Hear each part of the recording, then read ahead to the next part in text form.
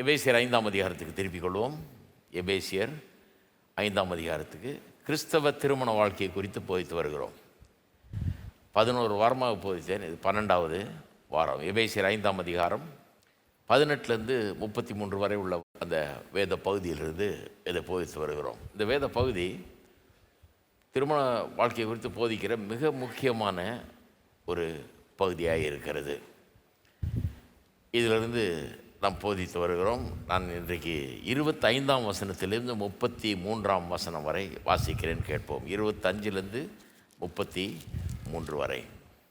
புருஷர்களே, உங்கள் மனைவிகளில் அன்பு கூறுங்கள், அப்படியே கிறிஸ்துவும் சபையில் அன்பு கூர்ந்து தாம் அதை திருவசனத்தை கொண்டு தண்ணீர் முழுக்கினால் சுத்திகரித்து பரிசுத்தமாக்குகிறதற்கும் கரை திரை முதலானவைகள் ஒன்றுமில்லாமல் பரிசுத்தமும் பிழையற்றதுமான மகிமையுள்ள சபையாக அதை தமக்கு முன் நிறுத்தி கொள்வதற்கும் தம்மை தாமே அதற்காக ஒப்பு கொடுத்தார். அப்படியே புருஷர்களும் தங்கள் மனைவிகளை தங்கள் சொந்த சரீரங்களாக பாவித்து அவர்கள் அன்பு கூற வேண்டும். தன் மனைவியில் அன்பு கூறுகிறவன் தன்னில்தான் அன்பு கூறுகிறான். தன் சொந்த மாம்சத்தை பகைத்தவன் ஒருவனும் இல்லையே. கர்த்தர் சபையை போஷித்து காப்பாற்றுவது போல ஒவ்வொருவனும் தன் மாம்சத்தை போஷித்து காப்பாற்றுகிறான். நாம் அவருடைய சரீரத்தின் அவயவங்களாயும் அவருடைய மாம்சத்துக்கும் அவருடைய எலும்புகளுக்கும் உரியவர்களாயும் இருக்கிறோம். இது நிமித்தம் மனுஷன் தன் தகப்பனையும் தாயையும் விட்டு தன் மனைவியுடன் இணைந்து இருவரும் ஒரே மாம்சமாய் இருப்பார்கள். இந்த ரகசியம் பெரியது. நான் கிறிஸ்துவை பற்றியும் சபையை பற்றியும் சொல்லுகிறேன். எப்படியும் உங்களிலும் அவனவன் தன்னிடத்தில் அன்பு கூறுவது போல தன் மனைவியினிடத்திலும் அன்பு கூற கடவன். மனைவியும் புருஷனிடத்தில் பயபக்தியாய் இருக்க கடவுள். இதுவரைக்கும் மனைவிகளுக்கு அப்போஸ்தலனாகிய பவுல் சொன்ன அந்த காரியங்களை குறித்து போதித்து வந்தோம். 22லேருந்து 24ஆம் வசனம் வரை உள்ள அந்த வசனங்களை வைத்து ஒரு 4-5 வாரம் பிரசங்கம் பண்ணேன். மனைவிகளுக்கு கர்த்தர் என்ன சொல்கிறார் அப்படிங்கிறது அங்கே வருகிறது. 18லேருந்து 21 அதுக்கு முன்னாடி ஆவியில் நிரம்பி வாழுகிறவர்கள் அவர்கள் எப்படி வாழ்வார்கள்ன்றது சொல்லி அப்புறம்தான் இந்த கிறிஸ்தவ திருமண வாழ்க்கை, ஆவியில் நிரம்பி இருக்கிற கிறிஸ்தவர்கள் வாழுகிற திருமண வாழ்க்கை குறித்து பேசுகிறார் இல்லையா. அப்போ 22லேருந்து 24 வரை மனைவிகளுக்கு, 25லேருந்து 33 வரை புருஷர்களுக்கு சொல்லுகிறார். இது ரொம்ப ஒரு அற்புதமான பகுதி. 2 விதத்தில் ரொம்ப அற்புதமான பகுதி. ஒன்று, புருஷர்களுடைய கடமையை இது விவரிக்கிறது. தன்னுடைய மனைவியினிடத்தில் எப்படி நடந்து கொள்ள வேண்டும், அவனுடைய கடமை என்ன என்பதை கிறிஸ்தவ போதனையை கொடுக்கிறார். அது மட்டும் இல்லை, கிறிஸ்தவ சபையை குறித்தும் அந்த சபைக்கு ஆண்டவராகிய கிறிஸ்துவோடு இருக்கிற உறவை குறித்தும் ஒரு விளக்கத்தையும் இங்கே கொடுக்குறார். அதாவது புருஷன் மனைவியோடு எப்படி நடந்துக்கணும்னு சொல்கிறாரு. அதோடு விட்டுறாமல் வேற ஒரு லெவலுக்கே கொண்டு போயிட்டார். அதை திருச்சபைக்கும் ஆண்டவராகிய இயேசு கிறிஸ்து இருக்கிற உறவு அது எப்படி இருக்குது அப்படிங்கிறத சொல்லி அதை கணவன் மனைவி உறவுக்கு ஒரு மாடலாக ப்ரெசன்ட் பண்ணுறாரு. அதை அங்கே கொடுக்கிறதை பார்க்கிறோம். இது ஒரு அற்புதமான ஒரு போதனை. அதனால தான் நான் முதலே சொன்னேன் உங்களுக்கு, சில நேரத்தில் இது திருமண வாழ்க்கையை பற்றி பேசுகிறோமா அல்லது சுவிசேஷத்தை பற்றி பிரசங்கம் பண்ணுறோமா அப்படிங்கிறது தெரியாது. ரெண்டுத்துக்கும் வித்தியாசமே தெரியாது. ஏன்னா சுவிசேஷ பிரசங்கம் நடக்குதா அல்லது திருமண வாழ்க்கையை குறித்த பிரசங்கம் நடக்குதான்னு தெரியாது. ஏன்னா ரெண்டுத்தையும் அப்படியே பின்னி பிணைத்து கொண்டு போகிறார். அப்படி போதனை எழுதி வச்சிருக்கிறது அப்படி தான் எழுதி வச்சிருக்கிறார். சரி, அப்போ இந்த பகுதியை 25 முதல் 33 வசனங்களை இப்படி பிரிக்கலாம். முதல்ல அது பிரித்து காமிச்சிட்றேன், அப்போ நல்லா புரியும் நமக்கு. முதல் பகுதி 25, 26, 27 வசனங்கள். இங்கே புருஷன் மனைவியினிடத்தில் எப்படி நடந்து கொள்ள வேணும் என்று சொல்லுகிறார். எப்படி நடந்து கொள்ள வேணுங்கிறத காமிக்கிறதுக்கு கிறிஸ்து சபைக்கு என்ன செஞ்சுருக்கிறாரு, அவர் என்ன செய்கிறாரு, ஏன் அதை செய்கிறார், செஞ்சுருக்கிறாரு அப்படிங்கிறதையும் சொல்கிறாரு.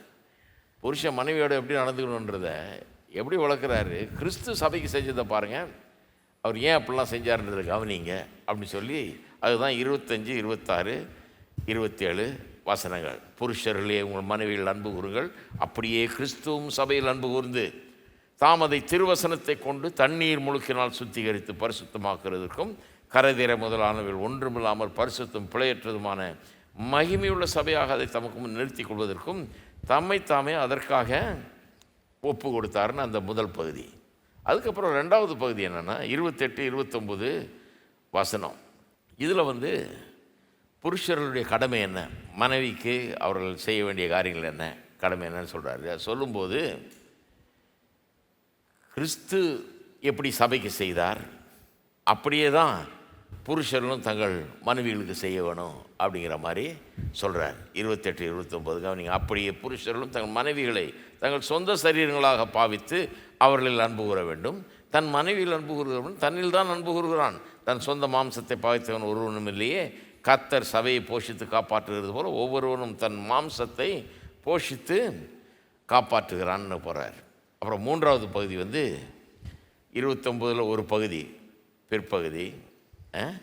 அது மட்டும் இல்லை, 30 பிறகு 32 ஆகிய வசனங்கள். இதில் இந்த ரகசியம் பெரியதுன்றாரு. அந்த ரகசியத்தை பற்றி பேசுகிறார். 29 பாருங்கள். தன் சொந்த மாம்சத்தை பாய்த்தவன் ஒருவனும் இல்லையே. கர்த்தர் சபையை போஷித்து காப்பாற்றுகிறது போல ஒவ்வொருவனும் தன் மாம்சத்தை போஷித்து காப்பாற்றுகிறான் அப்படின்னு சொல்லிட்டு 30 நாம் அவருடைய சரீரத்தின் அவயவங்களாயும் அவருடைய மாம்சத்துக்கும் அவருடைய எலும்புகளுக்கும் உரியவர்களாயும் இருக்கிறோம் அப்படிங்கிறாரு. அப்புறம் 32 பாருங்கள். இந்த ரகசியம் பெரியது.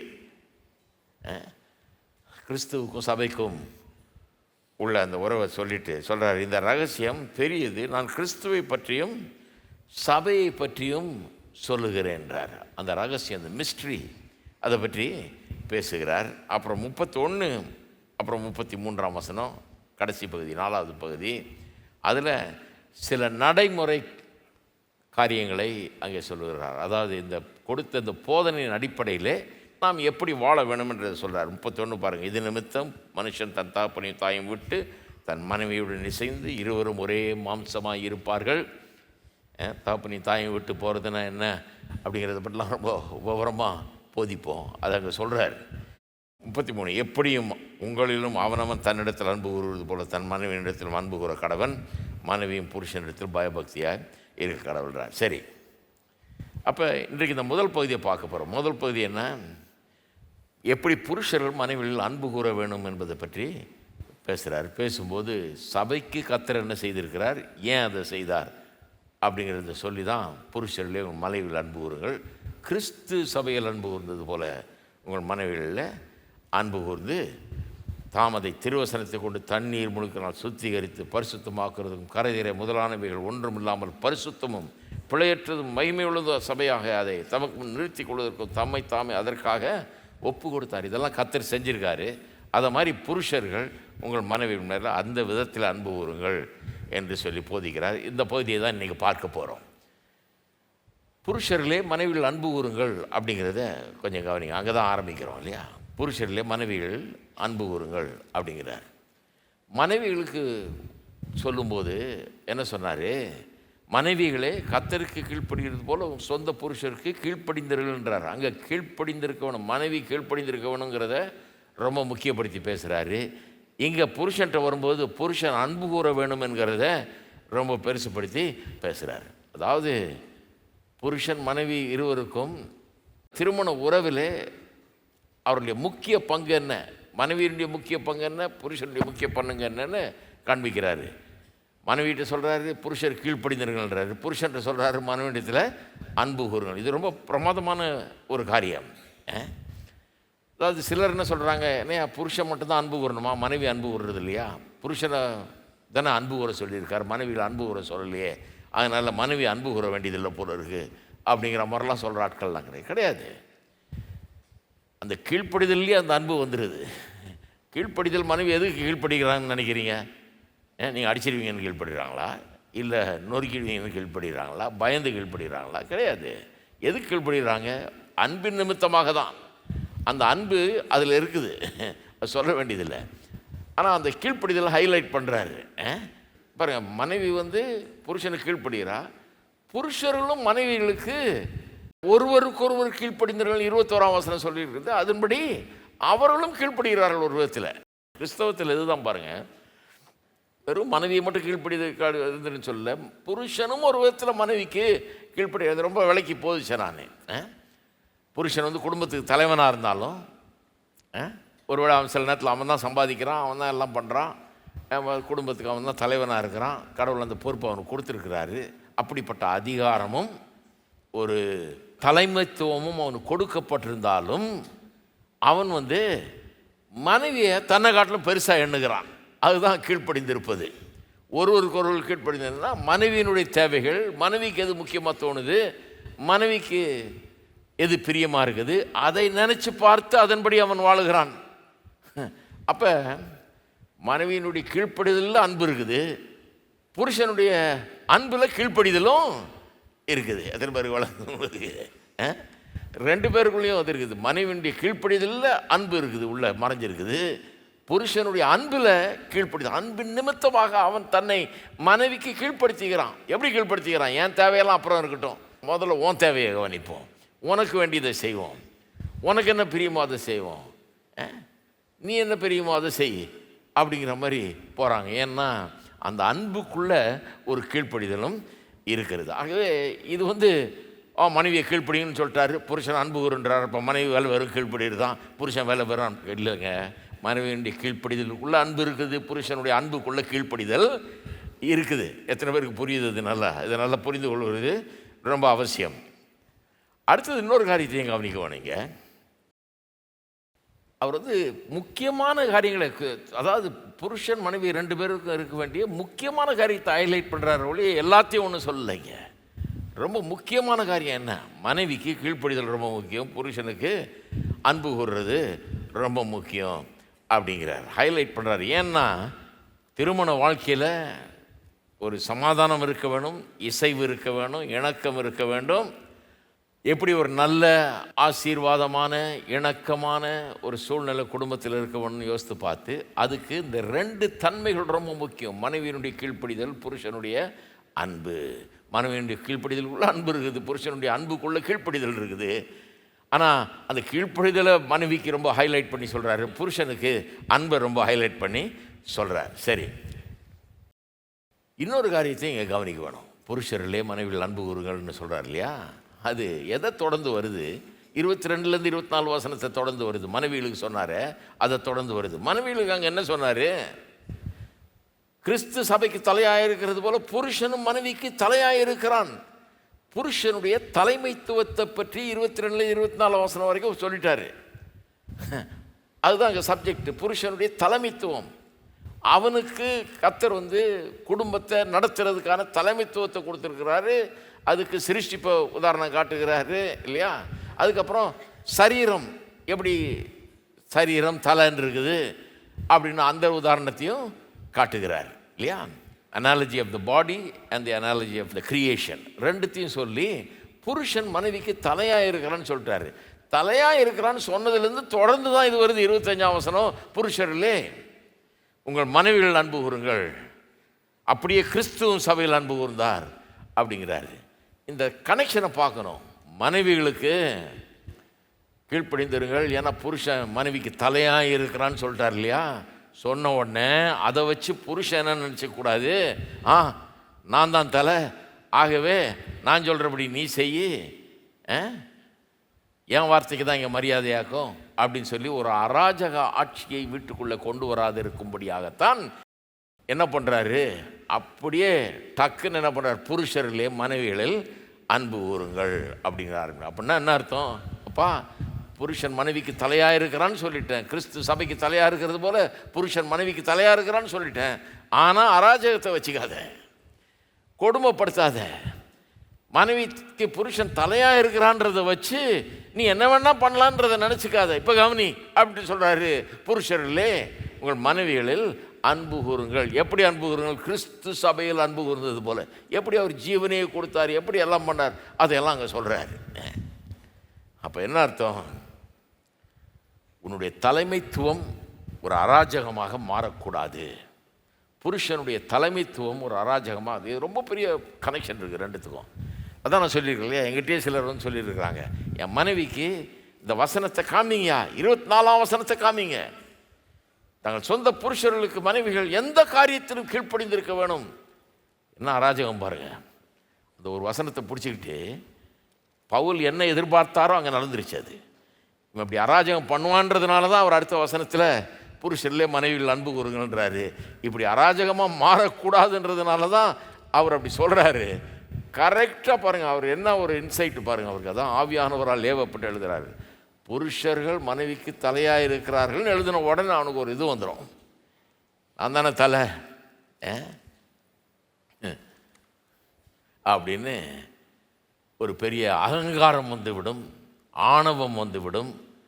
அந்த அதிகாரத்தை தவறாய் பயன்படுத்துகிற ஒரு காரியம் அங்கே வந்துடும். நல்லா தெரிஞ்சு வச்சுக்கிட்டு தான் சொல்கிறாரு, டகார்னு கொண்டாடுறாரு.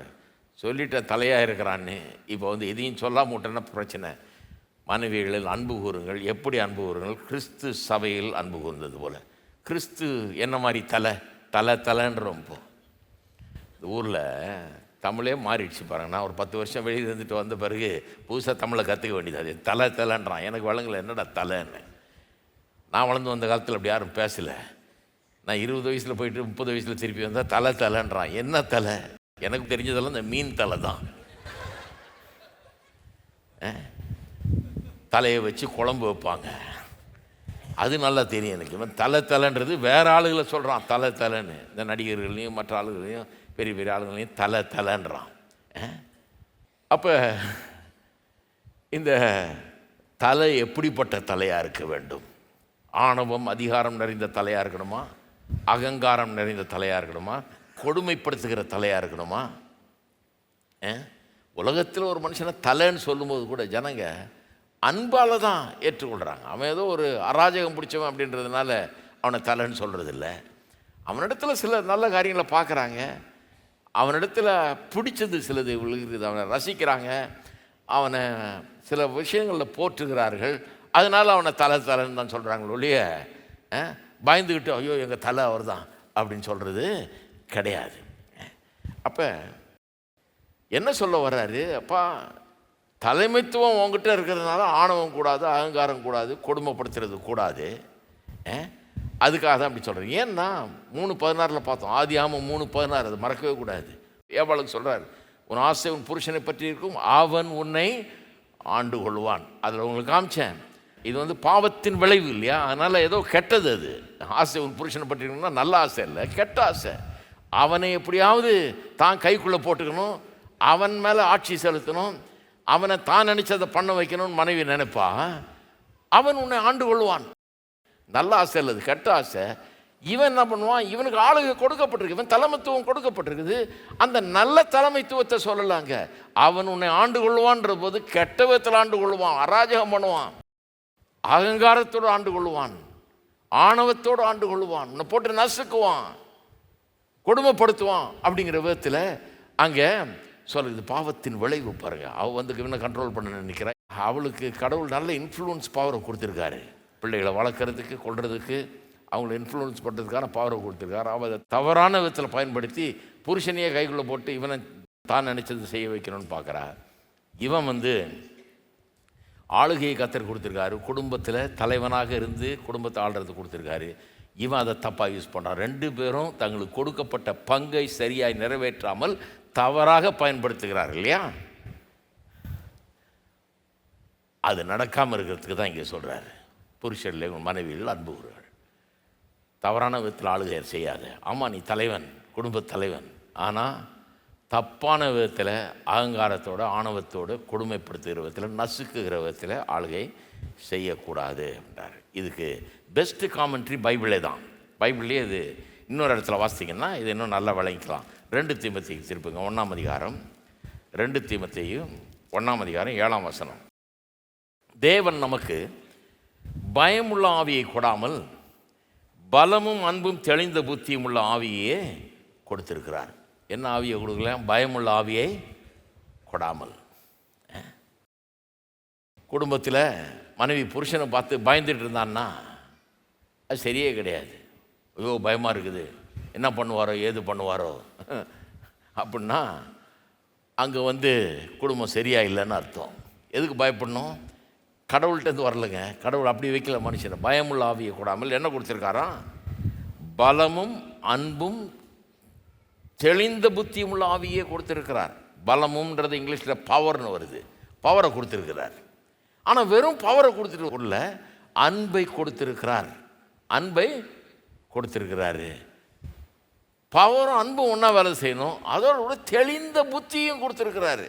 கிளியராக திங்க் பண்ணி காட்டாம மாதிரி கண்ணா பின்னான்னு நடந்துக்காம, ஆணவத்தோடு நடந்துக்காம, கொடுங்கோலாட்சி மாதிரி பண்ணாமல்,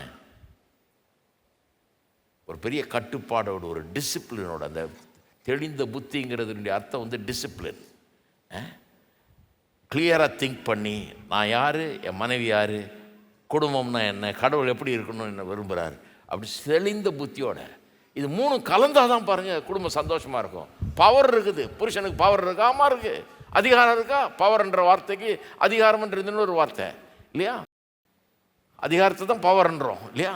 ஒருத்தர் பவரில் இருக்கிறாங்கன்னா அவங்க அதிகாரம் இருக்குதுன்னு அர்த்தம். புருஷனுக்கு அதிகாரம் இருக்கா? கடவுளே கொடுத்துருக்காரு அதிகாரம், தலைமைத்துவத்தை கொடுத்துருக்கிறாரு. ஆனால் வெறும் அதிகாரத்தை மட்டும் கொடுக்கலங்க, அன்பு அங்கே அதோட கலக்க வேண்டும்.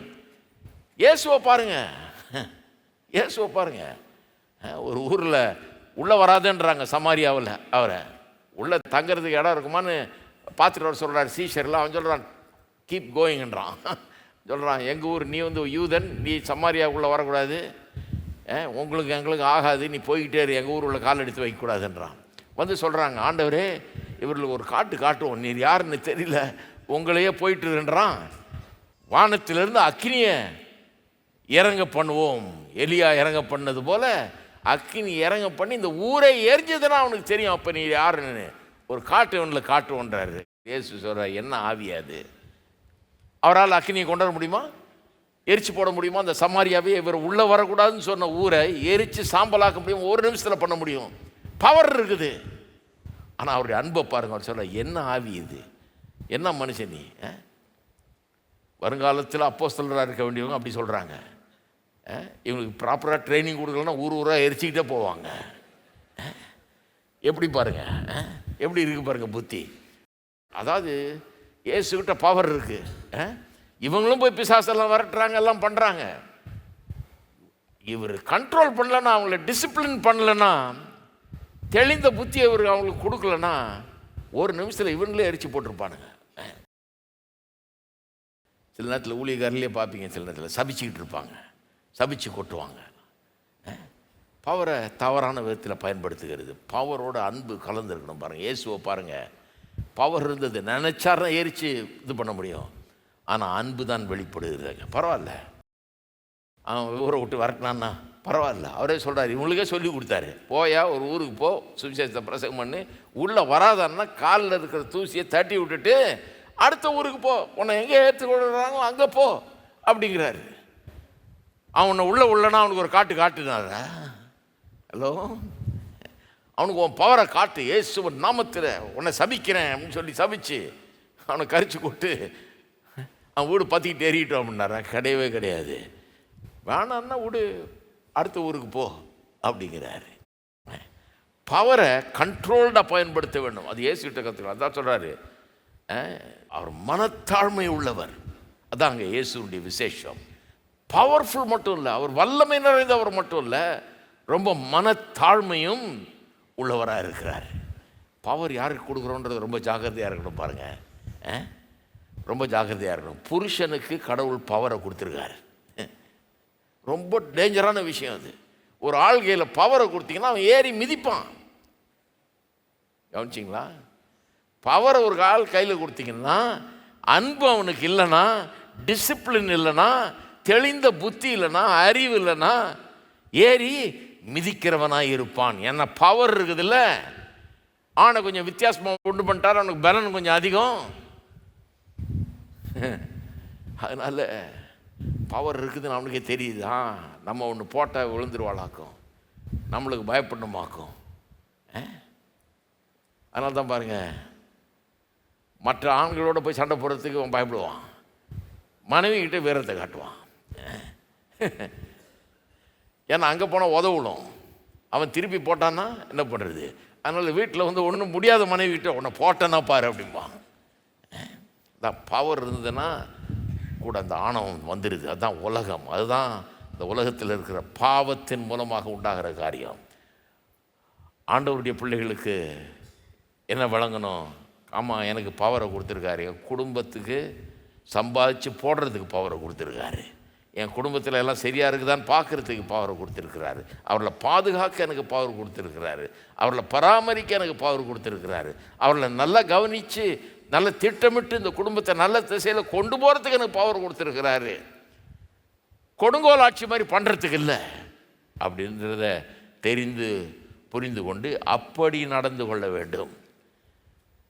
பலமும் அன்பும் தெளிந்த புத்தியும். எல்லாம் சொல்லுவோம், பலமும் அன்பும் தெளிந்த புத்தியும். அப்போ அதைத்தான் இங்கே சொல்ல வர்றாரு. தலைமைத்துவம் கொடுத்தாச்சு புருஷனுக்கு. ஆனால் புருஷனே அன்புள்ளவனாக இரு, மனைவியில் அன்பு கூறு. எப்படி அன்பு கூறு? கிறிஸ்துவ கவனி. அவர் எவ்வளோ பெரிய பவர், வானத்தையும் பூமியும் உண்டாக்கின தேவன், அவ்வளோ பவர் இருக்குது. அவர் எப்படி தன்னை தாழ்த்துகிறார், எப்படி மனத்தாழ்மை உள்ளவராக இருக்கிறார், நீடிய சாந்தம் உள்ளவராக இருக்கிறார். அந்த மாதிரி இரு. உன்னுடைய பவரோட இந்த அன்பு கலக்கட்டும், டிசிப்ளின் கலக்கட்டும். அப்போ வீட்டில் உன்னை கண்டா பயம் இருக்காது. சில வீடுகளில் போனால் புருஷன் எப்போ வருவார்னு பார்த்து மனைவி பிள்ளைங்களாம் பயந்து நடுங்குவாங்க பாருங்கள். தவறான ஒரு காரியம். சரி, அதைத்தான் இங்கே சொல்ல வர்றாரு. அப்போ இன்னொரு காரியத்தை காணிப்போம். இந்த புருஷர்லேயே மனைவியில் அன்பு கூறுங்கள்னு சொல்கிறார் இல்லையா 25ஆம் வசனத்தில். எப்படி அன்பு கூறுங்கள்ன்றாரு? அப்படியே கிறிஸ்துவும் சபையில் அன்பு கூர்ந்து. அப்போ கிறிஸ்து சபையில் அன்பு கூர்ந்தது போல புருஷர்கள் மனைவியில் அன்பு கூறுங்கள்ன்றாரு. இந்த லைனை கவனிக்கும் போது அன்பை குறித்து நாம் புரிந்து கொள்ளணும். அன்புனா என்ன சொல்ல வர்றார்? அன்பு கூறுங்கள்னா என்னது? அன்புனா என்ன?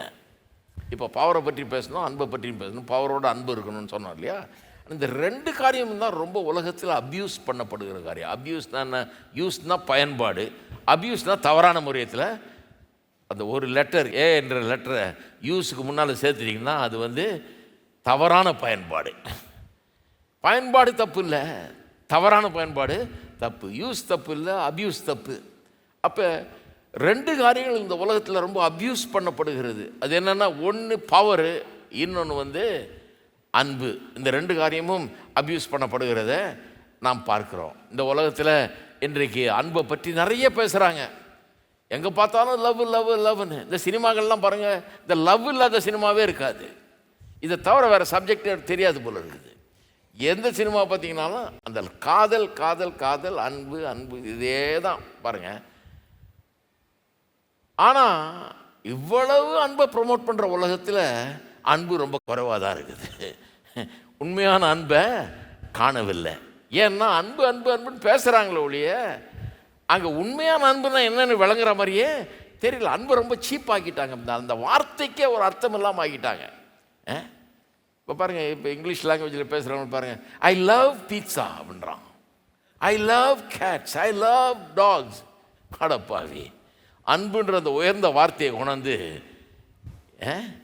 இவ்வளோ லோ கிளாஸாக பயன்படுத்த ஆரம்பிச்சிட்டாங்க.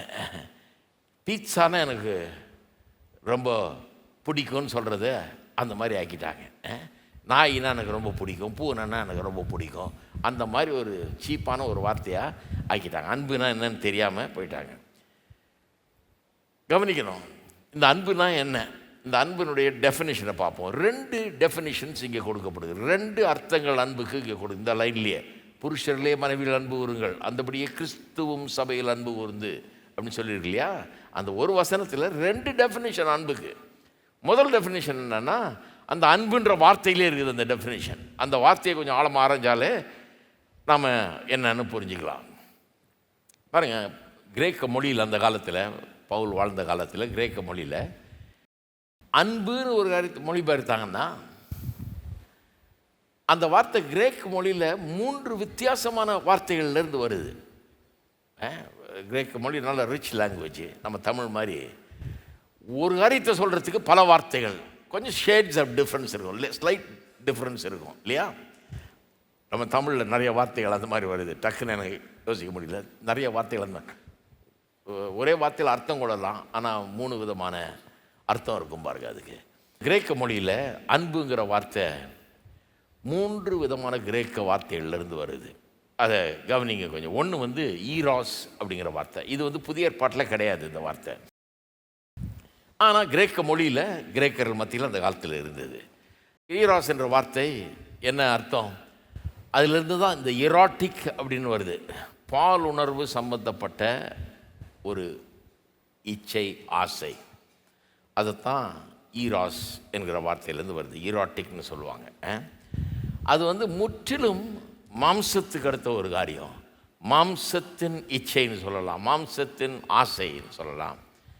மாம்சத்துக்கு அடுத்தது முற்றிலும். இன்னொரு காரியம் முக்கியம் அதில் என்னென்னா, முற்றிலும் அது செல்ஃபிஷ்.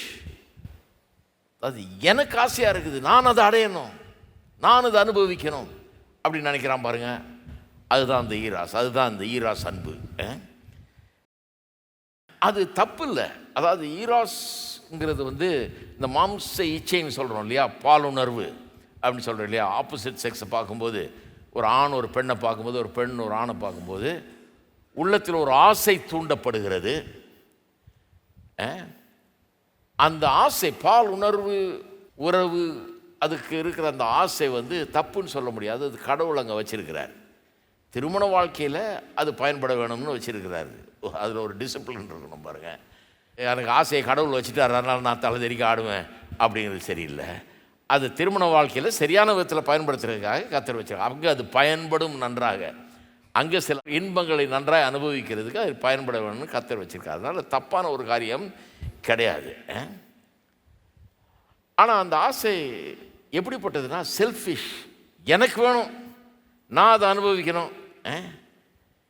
அது அந்த மாதிரி ஒரு செல்ஃபிஷ் ஆசை. அப்போ அது முற்றிலும் மாம்சத்துக்கு அடுத்தது. அது இந்த மனுஷன் பாருங்கள், மிருகத்துக்கும் மனுஷனுக்கும் பல சம்பந்தங்கள் இருக்குது.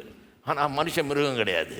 மனுஷனுக்கும் மிருகத்துக்கும் ஏணி வச்சா கூட எட்டாது, அவ்வளோ பெரிய வித்தியாசமும் இருக்குது. அதே நேரத்தில் பல சம்பந்தங்கள் இருக்கிறதையும் பார்க்கலாம். முற்றிலும் வித்தியாசம்னு சொல்ல முடியாது, பல சம்பந்தம் இருக்கிறத பார்க்குறோம். This is the animal part of man. இந்த ஈராஸ்ன்றது மாம்சீக இச்சை இருக்குது பாருங்கள். பால் உணர்வுன்னு இருக்குது, அடைய வேணுன்ற அந்த உணர்வு இருக்குது, அனுபவிக்க வேணுன்ற அந்த உணர்வு இருக்குது. அது முற்றிலும் it's part of the animal part of man. அப்போ உலகத்தில் இதை தான் அன்புன்னு புரிஞ்சு வச்சுட்டுருக்கிறாங்க. நிறைய இடத்துல இதைத்தான் அன்புன்னு புரிஞ்சு வச்சுட்ருக்கிறாங்க. இப்போ நிறைய சினிமாக்களில், டிவி ஷோலெல்லாம் பார்த்திங்கன்னா, ஒருத்தன் கல்யாணம் ஆகி மனைவியோடு இருக்கிறான், இந்த மனைவியை விட்டுட்டு திருட்டுத்தனமாக இன்னொரு உறவு ஒன்று வச்சுக்கிட்டு இருப்பான் பாருங்கள். அங்கே சுற்றிட்டு இருப்பான், அவளோட உறவு கொண்டுகிட்டு இருப்பான். இதை ஜனங்க உட்காந்து ரொம்ப வாஞ்சியாக பார்த்துட்டு இருக்காங்க. என்ன ஆச்சு அப்புறம் அது?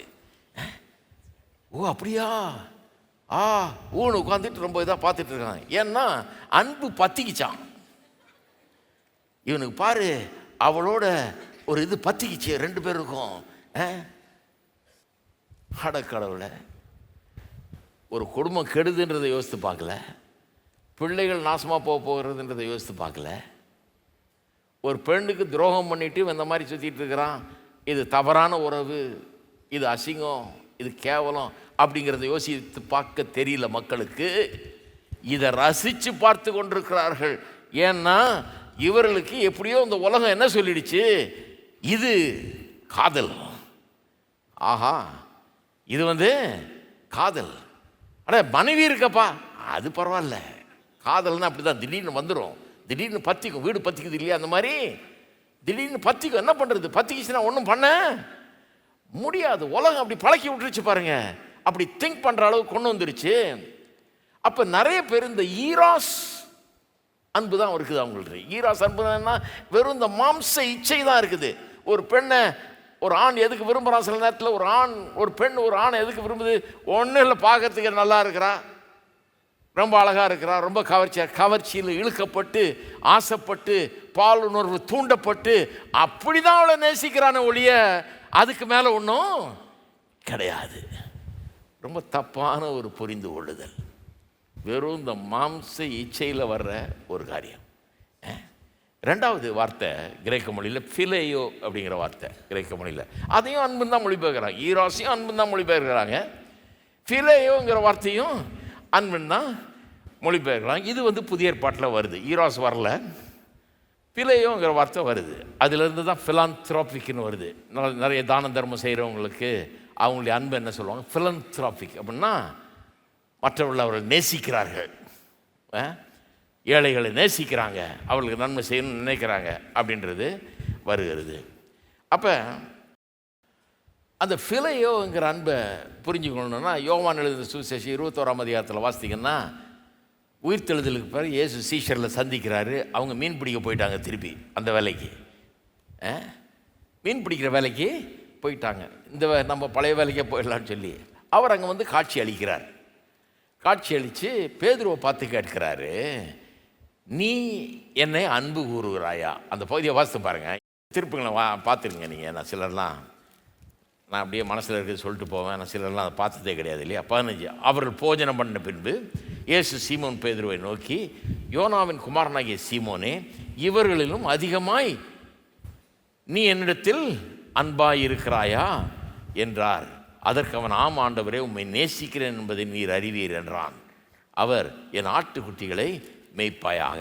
அவர் என்ன கேட்குறாரு, இவன் என்ன சொல்கிற பாருங்க. 2 வார்த்தைகள் அங்கே வருது. அவர் கேட்குறப்ப, நீ என்னில் அன்பாயிருக்கிறாயா அப்படின்னு மொழிபெயர்த்திருக்காங்க தமிழில். தமிழில் இது அன்பாயிருக்கிறாயான்னு மொழிபெயர்த்து, அவன் சொல்கிறது ஆமாம் அவன் மேலே அன்பாக இருக்கிறன்னு எப்படி சொல்கிறான், நான் உம்மை நேசிக்கிறேன்னு சொல்கிறான். வேற ஒரு வார்த்தையை பயன்படுத்துகிறான் தமிழில் வேற ஒரு வார்த்தையை கூட மொழிபெயர்த்திருக்கிறாங்க.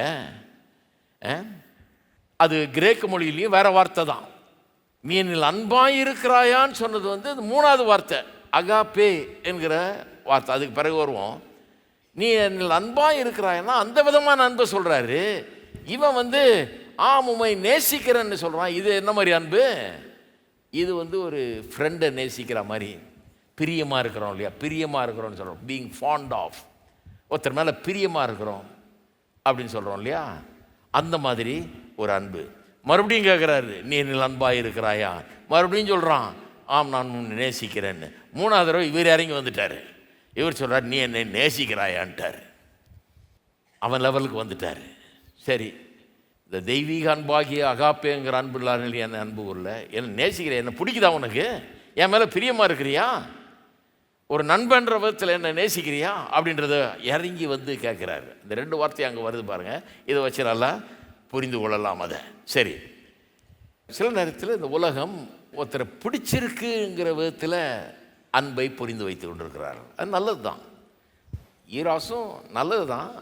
ஆனால் அது ஒரு செல்ஃபிஷ் அன்பு, வெறும் பாலுணர்வு சம்மந்தப்பட்டது, ஆசை இச்சைகளுக்கு சம்மந்தப்பட்டது, சரீர மாம்ச இச்சைகளுக்கு சம்மந்தப்பட்டது. ஆனால் அது டிசிப்ளின்டாக ஒரு நல்ல விதத்தில் பயன்படுத்தப்படுகிறான்னு கடவுள் வச்சிருக்கிறாரு. ஆனால் வெறும் அது அன்பாகாது. சிலர் அன்புனா வெறும் இந்த ஈராஸ் அன்பை தான் புரிஞ்சு வச்சுட்டு இருக்கிறாங்க. அதே போல் இது பிரியமாக இருக்கிறதுங்கிறது எதுக்கு கொடுக்கப்பட்டிருக்கிறது? நான் ஒருத்தட்ட பழகலாம், அவங்கள்ட்ட அன்பாக இருக்கலாம், பிரியமாக இருக்கலாம், அவங்கள்ட்ட பிடிக்கும் சிலரை. எனக்கு சிலரோடலாம் நான் 50-60 வருஷமாக ஃப்ரெண்டாக இருக்கிறேன். சின்ன வயசுலேருந்து இருந்த ஃப்ரெண்டெல்லாம் இன்னும் எனக்கு ஃப்ரெண்டாக இருக்கிறாங்க. ஏன்னா பிடிக்கும் அவங்கள, காலகாலமாக ஃப்ரெண்டாக இருக்கிறோம், பிடிக்கும் அவங்கள. அதுவும் கர்த்தர் கொடுத்துருக்காரு பாருங்கள். ஏன்னா நம்ம ஒரு சோஷியல் பீயிங், இந்த உலகத்தில் நம்ம வாழ்வதற்கு அது நமக்கு உதவுறது. நிறைய பேரை பிடிக்குது நமக்கு, அவங்கள நம்ம வீட்டுக்கு கூப்பிட்றோம், அவங்க வீட்டுக்கு போகிறோம், அவங்களோட நேரத்தை செலவழிக்கிறோம், அது ரொம்ப அவசியம். ஆனால் அதை காட்டிலும் மேலான இன்னொரு அன்பு இருக்குது பாருங்கள். அன்பு இன்னொரு விதத்தில் இன்னும் ஆழமான அன்பு ஒன்று இருக்குது. அதன் பேர் தான் அகாப்பே. கிரேக்க மொழியில் அகாப்பேங்கிற அன்பு. இந்த அகாப்பேங்கிற வார்த்தை எந்த விதமான அன்பை குறிக்கிறது? தேவன் நம்மில் அன்பு கூறுகிறார்னு வேதம் சொல்லும் போதெல்லாம் இந்த வார்த்தையை தான் பயன்படுத்துகிறது. சொல்கிறாங்க, இடபிள்யூ கென்யன்றவர் சொல்கிறாரு, இன்னும் பலரும் சொல்கிறாங்க, அந்த காலத்தில் இந்த அகாப்பேங்கிற வார்த்தை நடைமுறையிலேயே இல்லையா, யாரும் பயன்படுத்தலை. வெறும் இந்த ஈராஸுங்கிற வார்த்தை கிரேக்க மொழியில் இருந்தது, அப்புறம் பிலேயோங்கிற வார்த்தை இருந்தது, அந்த விதத்தில் தான் இருந்தது. ஆனால் இயேசு வந்த பிறகு பாவிகளுக்காக அவர் பரிசுத்தர் சிலுவையில் மரித்தார். தன்னை சிலுவையில் அரைஞ்சவங்களுக்காகவே அவர் தொங்கிட்டு இருக்கிறாரு. தன்னை சிலுவையில் அரைஞ்சவங்களை கூட மன்னிக்கிறார். அவர் எல்லாரையும் அன்பு கூர்ந்தார், தகுதியற்றவர்களெல்லாம் அன்பு கூர்ந்தார், கொஞ்சம் கூட லாயக்கில்லாத காலனாக்கு லாயக்கில்லாத பிரயோஜனம் இல்லாத ஆளுகளெல்லாம் அன்பு கூர்ந்தார்.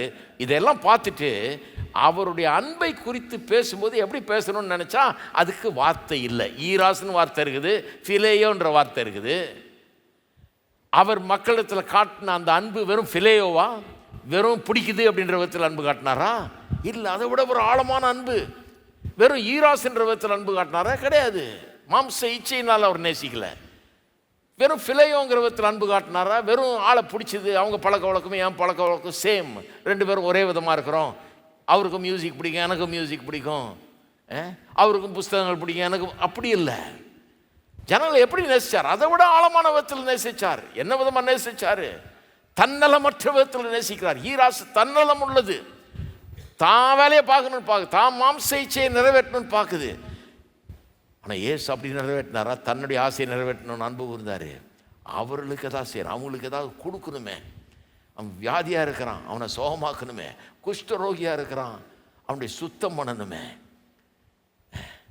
பிள்ளை செத்து பாடையில் தூக்கிட்டு போகிறாங்க, ஐயோ இந்த தாய் இருக்கிற ஒரே மகனை இழந்துட்டாரே, எழுப்பி கொடுக்குறாரு. ஏதோ ஒன்று செய்ய தூண்டுது, தன்னலமற்றதாக இருக்குது. எனக்கு ஏதாவது நடக்குமா, ஏன் ஆசை நிறைவேறணும்னு நினைக்கிற அன்பு இல்லை இது. அவர்களுக்கு ஏதாவது நான் செய்ய வேண்டும் என்று இருக்கிற அன்பு. இந்த அன்பை எப்படி விளக்குவது? வார்த்தையே இல்லைன்றாங்க, வார்த்தையே இல்லை விளக்குறதுக்கு. அதனால் புது வார்த்தையை இன்வென்ட் பண்ணாங்கன்றாங்க, கண்டுபிடிச்சாங்கன்றாங்க இயேசுவின் அன்பை சொல்கிறதுக்கு. என்ன வார்த்தை அது? அகாப்பே என்ற கிரேக்க மொழியில் புதிய வார்த்தை. அந்த வார்த்தை என்ன அர்த்தம்னா தெய்வீக அன்பு.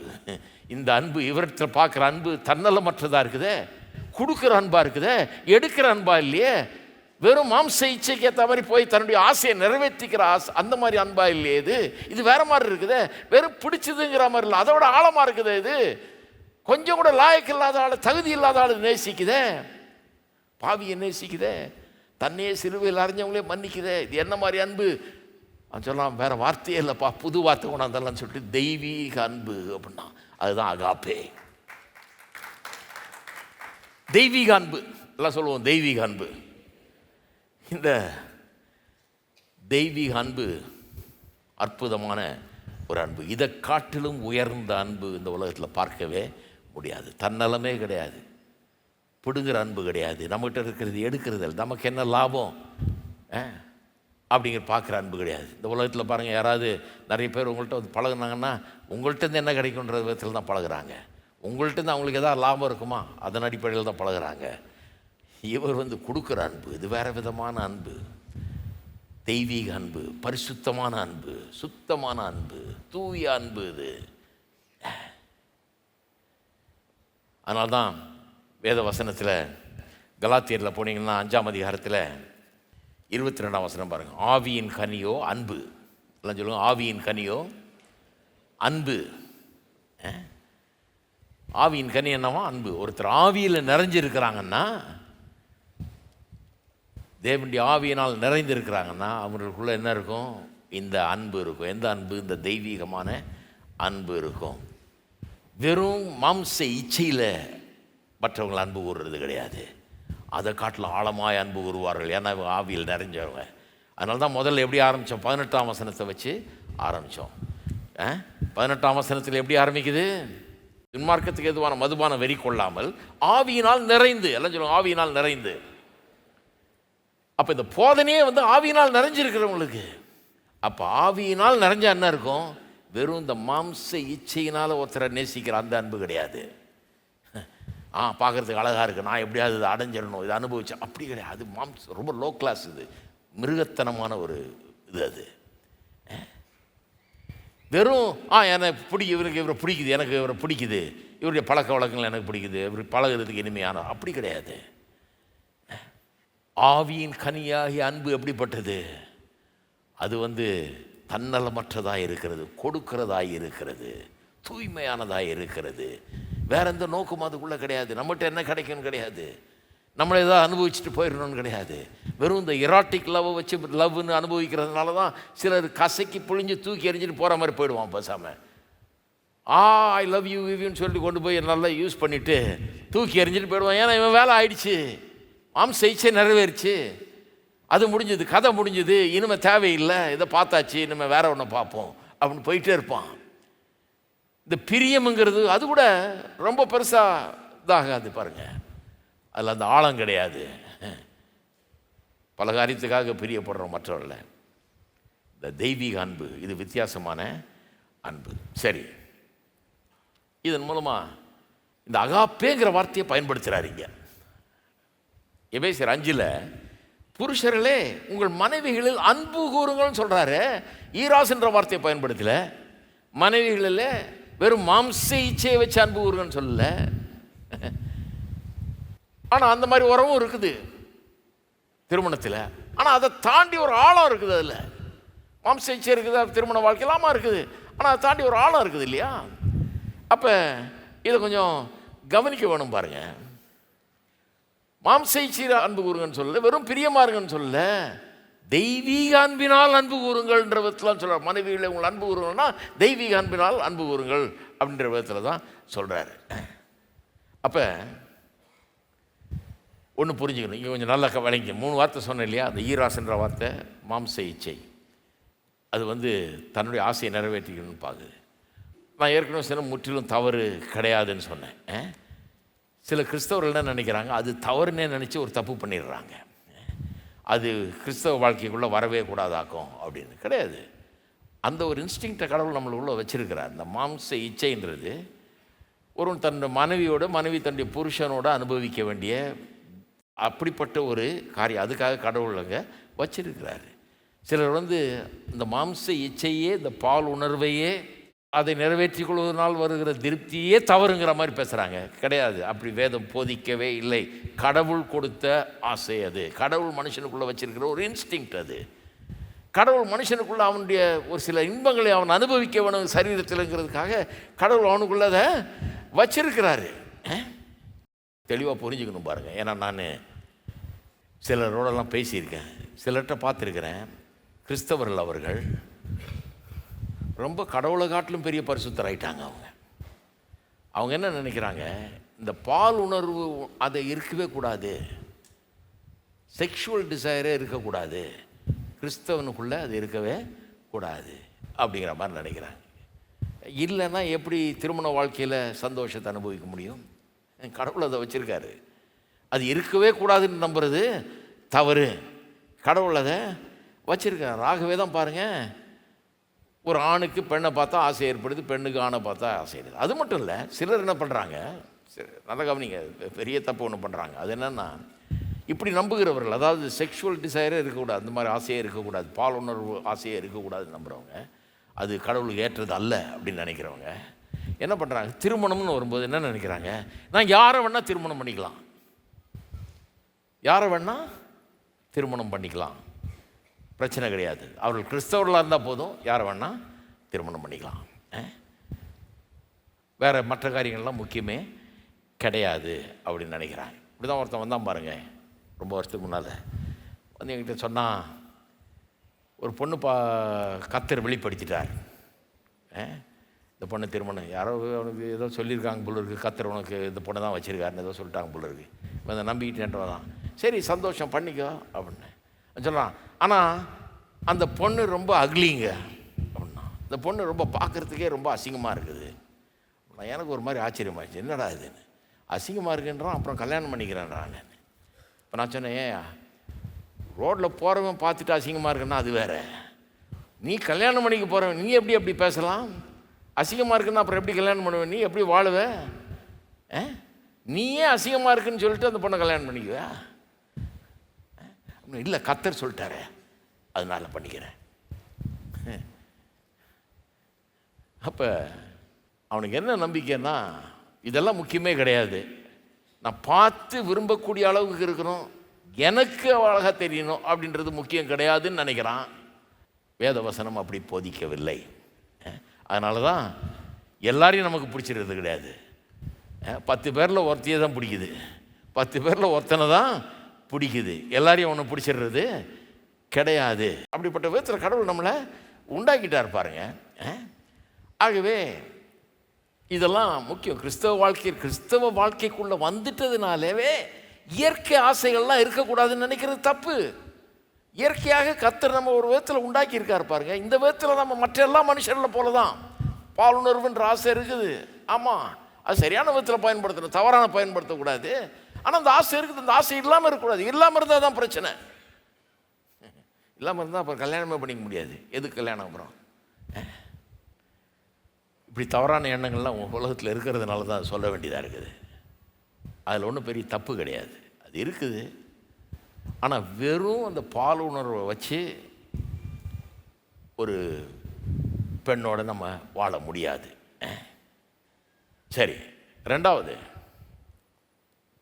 வெறும் அந்த பால் உணர்வு இருந்தால் போதாது, அதுக்கு மேலே பிரியமும் இருக்க வேணும். இந்த ரெண்டாவது வார்த்தையும் ரொம்ப முக்கியம். ஈராஸ் இருந்தால் போதாது, ஈராஸ் டிசையர் இருக்கணும், ஆனால் ஒருத்தர் பிடிச்சும் இருக்கணும். அதுவும் ரொம்ப முக்கியம். பாருங்கள், இது கொஞ்சம் லோ லெவல், அகாப்பே கிடையாது, இது லோ லெவல் இல்லையா? பிடிச்சிருக்குது, ஒருத்தர் பிடிச்சிருக்கணும். ஒருத்தர் திருமணம் பண்ணுறோம்னா அவர்களுக்கும் நமக்கும் ஏதாவது சம்மந்தம் இருக்கணும், ஏதாவது ஒரு விதத்தில் நம்ம அவர்களோட வாழக்கூடியவர்களாக இருக்கணும், ஒரு விதத்தில் பிடிச்சிருக்கணும் அவங்களுக்கு. அதனால தான் பாருங்கள், சிலர் காதலித்து திருமணம் பண்ணுறவங்க, ஒன்று அவங்க அட்ராக்டடு, அவங்க வந்து பார்க்குறதுக்கு பிடிச்சிருக்கு, அது மட்டும் இல்லை, அதோட ஆழமாக அவருடைய பழக்க வழக்கங்கள், அவருடைய வாழ்க்கை முறை, அவருடைய காரியங்கள்லாம் பிடிச்சிருக்கு. இப்படி தான் போகிறாங்க, இப்படி தான் பழகுறாங்க. இப்போ அமெரிக்கா போன்ற இடங்கள்லாம் எல்லாம் அவங்க தான் பார்த்துக்கிறாங்க. அப்போ அதை தான் கவனிக்கிறாங்க. அவங்க வெறும் ஆளை பார்த்தா பிடிச்சா பத்தாது, எனக்கு அவர் மேலே ஒரு அட்ராக்ஷன் இருந்தால் பத்தாது. ஆள் எப்படிப்பட்ட ஆள், இந்த ஆளோட வாழ முடியுமா, நான் பழக்க வழக்கங்கள் எப்படி என்னோட ஒத்து போக முடியுமா, எனக்கு பிடிச்சிருக்குமா, இவருடைய வழிகள் எனக்கு பிடிச்சிருக்குமா அப்படின்னு பார்க்குறாங்க.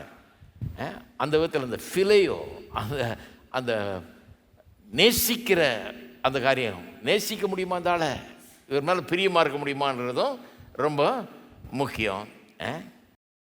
பவுலுடைய காலத்தில் பவுல் இதை எழுதும்போது அந்த சபையில் இருக்கிறவர்கள் அப்படி திருமணம் பண்ணி வந்தவர்களாக இருப்பாங்க. எப்படி திருமணம் பண்ணி, பார்த்து பிடிச்சிருக்குது, ஆள் பார்த்தோன்னே அவளை கவர்ந்துருக்குது, ஈராஸ் இது. அது மட்டும் இல்லை, கொஞ்சம் பழகி பார்த்தும் ஒரு வேளை பண்ணியிருப்பாங்க, பழகி பார்த்தும் பிடிச்சிருக்கு, அப்படி தான் திருமணம் பண்ணி வந்திருக்கிறாங்க. அவங்களுக்கு தான் இவர் எழுதுகிறார், அவங்களுக்கு தான் சொல்கிறாரு, அப்பா உனக்கு ஈராஸ் அன்பு இருக்குது, சரி நல்லது, அது மூலமாக சில இன்பங்களை அனுபவிக்கலாம். ஃபீலேயோ இருக்குது, அது உன்னுடைய வாழ்க்கை இன்னும் கொஞ்சம் ஸ்மூத்தாக்கும், ஏன்னா ரெண்டு பேரும் ஒருத்தருக்கு ஒருத்தர் புரியுது. ஆனால் கிறிஸ்தவங்கிறது ஒன்று அடுத்த லெவலுக்கு கொண்டு போகுது, அகாப்பேங்கிற லெவலுக்கு கொண்டு போகுது. ஈராஸை தாண்டி ஃபிலேயோவை தாண்டி அகாப்பேங்கிற அந்த லெவலுக்கு கொண்டு போகுது. அது என்னது? தெய்வீகமான அன்பு, தெய்வீகமான அன்பு. கிறிஸ்தவம் எப்பவுமே இப்படி தான். பாருங்கள், இந்த உலகத்தில் வெறும் ஈராஸும் ஃபிலேயும் இருந்தாலே, திருமணம் பண்ணிட்டாலே அவங்க நல்லா இருப்பாங்க, ஓரளவுக்கு சந்தோஷமாக குடும்ப வாழ்க்கை. அதனால தான் பாருங்கள், உலகத்தில் இருக்கவங்களாம் நல்ல குடும்ப வாழ்க்கை நடத்துகிறாங்க.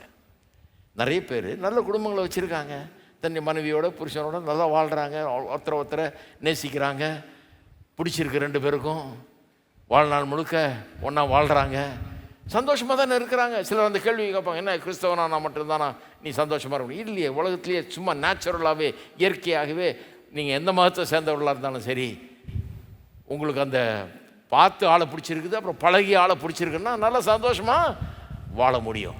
ஆனால் கிறிஸ்தவத்துக்குள்ளே கிறிஸ்தவனாக மாறி கிறிஸ்தவத்துக்குள்ளே வந்து கிறிஸ்துவை ஏற்றுக்கொண்டு ஒரு மெய்யான கிறிஸ்தவனாக மாறும்போது இந்த அன்பிலேயே ஒரு ஆழம் ஏற்படுகிறது. அது என்னன்னா, இந்த தெய்வீக அன்பு உங்களுக்குள்ள ஊற்றப்படுகிறது. தெய்வீகமான விதத்தில் ஒருவர் அன்பு கூறக்கூடிய அப்படிப்பட்ட ஒரு அன்பு உங்களுக்கு கொடுக்கப்படுகிறது. இயேசு அன்பு கூர்ந்தது போல, எப்படி அன்பு கூர்ந்தார்? தகுதியற்றவர்களை அன்பு கூர்ந்தார். அந்த விதத்தில் அன்பு கூறக்கூடிய ஒரு அன்பு நமக்குள்ளே வந்து விடுது. இதை விட மேலான அன்பு இருக்கவே முடியாது. இயற்கையான அந்த சந்தோஷமான வாழ்க்கையை தாண்டி இது ரொம்ப ஆழமான அற்புதமான ஒரு வார்த்தை. அதனால தான் பவுல் அப்போஸ்தலன் இந்த வார்த்தையை தெரிந்து கொண்டிருக்கிறார். புருஷர்களே, உங்கள் மனைவிகளில் தெய்வீக அன்பினால் அன்பு கூறுங்கள் அப்படின்னு சொல்கிறார். சரி, த செகண்ட் டெஃபினிஷன், ரெண்டாவது டெஃபினிஷன் அந்த அடுத்ததுலேருந்து வருது. என்ன இதுலேருந்து? கிறிஸ்து சபையில் அன்பு கூர்ந்து அப்படின்னு வருது பாருங்கள், அதுலேருந்து வருது ரெண்டாவது. முதல் டெஃபினிஷன் வந்து அன்புன்ற வார்த்தை, எந்த வார்த்தை பயன்படுத்தினார்ன்றதை பார்த்தீங்கன்னா இது இந்த அன்பு என்னன்னு விளங்கிடுது. ரெண்டாவது விளக்கம் என்னன்னா, கிறிஸ்து சபையில் அன்பு கூர்ந்தாரே அப்படி அன்பு கூறுங்கன்றாரு. அதை பார்க்கும்போது இந்த அன்புனா என்னன்னு நமக்கு விளங்கிடுது. கிறிஸ்து சபையில் அன்பு கூர்ந்தது போல அதை சொன்ன உடனே அவருக்கு அதனோடு நிறுத்திக்க முடியல. கிறிஸ்து அப்படியே கிறிஸ்துவும் சபையில் அன்பு கூர்ந்து அப்படின்னு சொல்லிட்டு அதோடு நிறுத்த முடியல பாருங்கள் அவரால். அப்படியே தொடர்ந்து போகிறாரு. தாமதை திருவசனத்தை கொண்டு தண்ணீர் முழுக்கினால் சுத்திகரித்து பரிசுத்தமாக்குறதற்கும் கரைதலை முதலானவைகள் ஒன்றும் இல்லாமல் பரிசுத்தம் பிழையற்றதுமான மகிமையுள்ள சபையாக அதை தமக்கு முன் நிறுத்தி கொள்வதற்கும் தம்மை தாமே அதற்காக ஒப்பு கொடுத்தார். கிறிஸ்து சபையில் அன்பு கூர்ந்துன்னு சொல்லி அதோடு நிறுத்திக்க முடியல. என்னெல்லாம் செஞ்சார், எதுக்கு அதை செஞ்சார் அப்படிங்கிறத சொல்லாமல் இருக்க முடியல. அவர் சொல்கிறாரு. அப்போ எதுக்கு அப்படி சொல்கிறாரு? நான் நினைக்கிறேன் சில காரணங்கள் இருக்குது. ஒன்று, கிறிஸ்து விசுவாசிகளாகிய நம்ம எவ்வளோ அன்பு கூறுகிறார்ன்றதை தெரியப்படுத்த விரும்புகிறார். காஸ்பலில் கொண்டாடுறாரு பாருங்க. இங்கே திருமண வாழ்க்கையை பற்றி பேசுகிறாருன்னு நினைக்கிறோம். திருமண வாழ்க்கையில் புருஷன் மனைவி எப்படி நடத்தணும்னு சொல்கிறாருன்னு நினைக்கிறோம். நடுவில் இதை புகுத்துறாரு. கிறிஸ்து உன்னை எப்படி அன்பு கூர்ந்தார்ன்றதை கொஞ்சம் யோசித்துப்பார். கிறிஸ்துவின் அன்பு, உன்னை அன்பு கூர்ந்த அந்த கிறிஸ்துவின் அன்பை யோசிச்சு பாருன்றார். அதை நீ விளங்கிக்கணும்னு சில காரியங்களை சொல்கிறேன். ஏன்னா இதனால் விளங்கிட்டுனா நீ உன் மனைவியை அன்பு கூற முடியும் சரியான விதத்தில். ஏன்னா இந்த அன்பினால தான் அன்பு கூறணும். அப்போ கிறிஸ்துவின் அன்பை நம்ம நல்லா விளங்கிக்கிறோம் அப்படின்றத, அதுதான் முதல் காரணம். இன்னொன்று என்னன்னா, சபைக்கும் கிறிஸ்துவுக்கும் இருக்கிற உறவை பார்க்கணும். நீ கிறிஸ்து சபை, கிறிஸ்துவும் அவருடைய சபையும் ரெண்டு பேருக்கு இருக்கிற உறவை பாரு. அவர் எப்படி ஃபங்க்ஷன் பண்ணுறாரு இந்த உறவில், சபை எப்படி ஃபங்க்ஷன் பண்ணுது, அவர் என்ன பண்ணுறாரு சபைக்கு, அதை முதல்ல கவனின்றாரு. என்னெல்லாம் பண்ணுறாரு அதனால தான் இங்கே சொல்கிறாரு. தாமதை திருவசனத்தை கொண்டு தண்ணீர் முழுக்கினால் சுத்திகரித்து பரிசுத்தமாக்கி கரைதரை முதலானவை இல்லாமல் பரிசுத்தம் பிழையற்ற சபையாக நிறுத்தி. அதெல்லாம் ஏன் சொல்கிறாருன்னா, அவர் என்ன பண்ணுறாருன்றது கவனி. ஏன்னா நீ அதையே தான் பண்ணணும் அப்படின்றார். நீ அதையே தான் பண்ணணுன்றாரு. மூணாவது, எதுக்காக இதை விவரித்து சொல்கிறாருன்னா, இந்த மாடலை பின்பற்றி அப்படியே மனைவியை அன்பு கூற வேணும். அதுதான் இங்கே சொல்கிறார். அப்போ எவ்வளோ பெரிய டாக்டர் நீங்கள் கொண்டுட்டார் பாருங்க. கிறிஸ்துவும் சபையும் என்கிற டாக்டரை கொண்டுட்டார். நமக்கும் கிறிஸ்துவுக்குள்ள உறவு, அவர் எவ்வளோ நம்மளை அன்பு கூறுறார் அப்படிங்கிறத பார்க்க சொல்கிறாரு. சபைக்கு கிறிஸ்து என்ன பண்ணுறாரு அதை பார்க்க சொல்கிறாரு.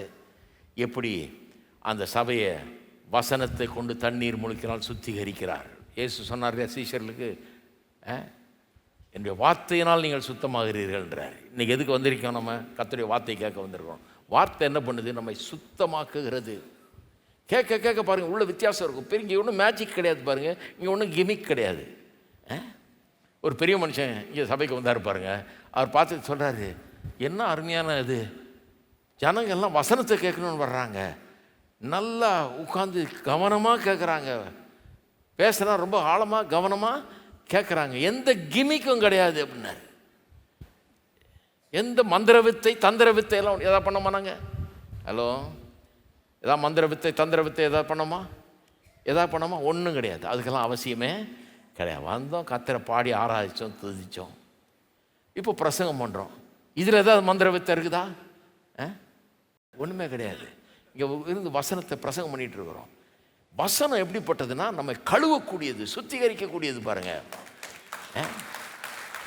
கேட்க கேட்க நீங்கள் ஆள் வேறு மாதிரி மாறிடுவீங்க. நீங்கள் கேட்டு பாருங்கள் எப்படி மாறுறீங்கன்னு பாருங்கள். அதான் அந்த காலத்தில் ஒரு கதை கேள்விப்பட்டேன் பாருங்கள். அமெரிக்காவில் வாஷிங் மிஷின்லாம் வர்றதுக்கு முன்னால் உள்ள பழைய காலத்தில் ஒரு அம்மா வீடு வீடாக போய் துணி துவைச்சி கொடுத்துட்டு வருமா.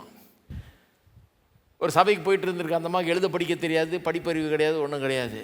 சபைக்கு போயிட்டுருக்குது. அந்த பாஸ்டரை முடிஞ்ச உடனே அந்த பாஸ்டரை ஒவ்வொரு நாளும் பார்த்துட்டு தான் போகுமா. சொல்லுமா, பாஸ்டருக்கு பிரசங்கம் ரொம்ப பிரமாதம், சூப்பர் பிரசங்கம், இன்றைக்கி ரொம்ப அனுபவித்து கேட்டேன் நான், ரொம்ப நல்லா இருந்துச்சுன்னா. இந்த பாஸ்டருக்கு தெரியும் இந்த அம்மாவுக்கு சுத்தமாக படிப்பறிவே கிடையாதுன்னு, ஒன்றும் தெரியாதுன்னு, பைபிள் கூட எடுத்துகிட்டு வராது, ஏன்னா பைபிள் படிக்க தெரியாது. அப்போ ஒரு நாள் நிறுத்தி கேட்டாரான், ஏம்மா சூப்பர் பிரசங்கம் சூப்பர் பிரசங்கம், நான் என்ன பிரசங்கம் பண்ணேன், 3 பாயிண்ட் சொன்னேன் சொல்லுங்க அப்படின்னாரான். எனக்கு தெரியாதுங்க, அந்த அளவுக்கெல்லாம் எனக்கு பெரிய அறிவில்லை, நீங்கள் 3 பாயிண்ட் சொன்னீங்கன்றது எனக்கு அந்த அளவுக்கு மனசில் பதியல அப்படின்னா. அப்புறம் எப்படி சூப்பர் பிரசங்கம் சூப்பர் பிரசங்கன்னு?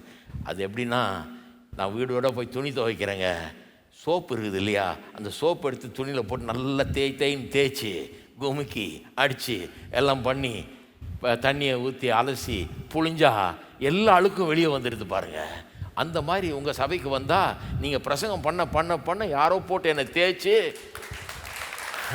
அமுக்கி அடித்து புழிஞ்சு கசக்கி காய போட்ட மாதிரி இருக்குது. முடிஞ்ச உடனே பார்த்தா க்ளீனாக இருக்கிறேன், நான் எனக்குள்ள அதை உணர்கிறேன் அப்படின்னுச்சான். அப்போ அப்போ பாருங்கள், ஒரு சுத்தமாக படிக்காத ஆள், படிப்பே அறிவே இல்லாத ஆளுங்க வந்து பயன்பெற முடியுமா? நான் சொல்கிறேன், நிச்சயமாக பயன்பெற முடியும். இது வெறும் படித்தவங்களுக்கான சபை கிடையாதுங்க. எல்லாரும் வந்து கேட்கலாம், எல்லாரும் வந்து கேட்கலாம். ஒன்றுமே நீங்கள் கேட்குறது ஒன்று எழுத முடியலன்னா கூட பரவாயில்ல, எழுத தெரிஞ்சால் எழுதுங்க, நல்லது உங்களுக்கு. ஏன்னா போய் திரும்ப படித்து பார்க்கலாம். ஆனால் எழுத முடியாதவங்க கூட இதில் பயன்பெறும். ஏன்னா அதை கேட்க கேட்க தண்ணியை ஊற்றி கழுவுனா மாதிரி.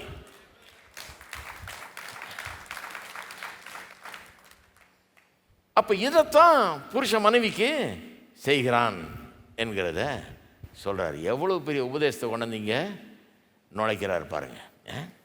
எவ்வளோ பெரிய உபதேசத்தை கொண்டாந்தீங்க நுழைக்கிறார். அப்போ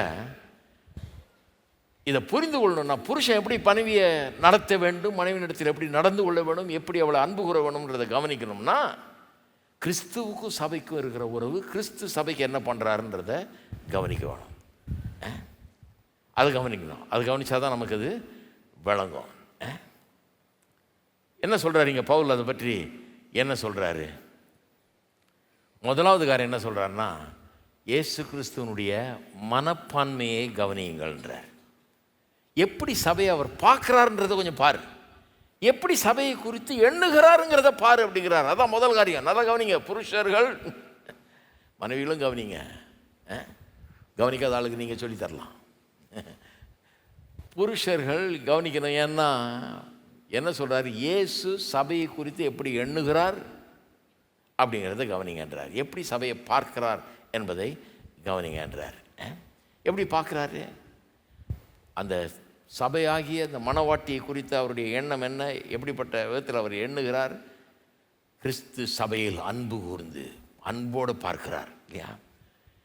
எப்படி அன்பு? சபைன்னா யார்? எங்கேயோ இருந்து பெரிய பரிசுத்தவான்களா? எங்கேயோ போய் தேடி பார்த்தா ஆஹா இந்த மக்கள் ரொம்ப ரொம்ப க்ளீனாக இருக்கிறாங்க, ஒழுங்காக இருக்கிறாங்க, யோக்கியன்லாம் இருக்கிறாங்க, எல்லாம் ரொம்ப பக்காவாக இருக்கிறாங்க, ஒரு பாவமும் இல்லை, ஒரு குற்றமும் இல்லை, ஆகவே இவர்களை நான் அன்பு கூற போகிறேன், இவங்க தான் எனக்கு தேவை அப்படின்னு எடுத்தாரா? கிடையாது. பாவிகளை தேடி ரட்சிக்க வந்தவர் அவர். என்ன மாதிரி அன்பு பாருங்க. இதுதான் அகாப்பே அன்பு. தகுதியற்றவர்ல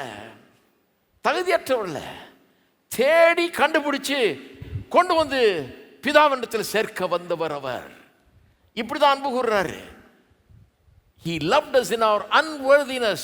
தகுதியற்றவர்களாக இருக்கும் போது நம்மை அன்பு கூர்ந்தார். அவருடைய மனப்பான்மையை கவனிங்க, அவருடைய எண்ணத்தை கவனிங்க. சபையை பற்றி பல குறைவுகள் நம்மகிட்ட இருக்கும்போது நம்மை அன்பு கூறுகிறார்.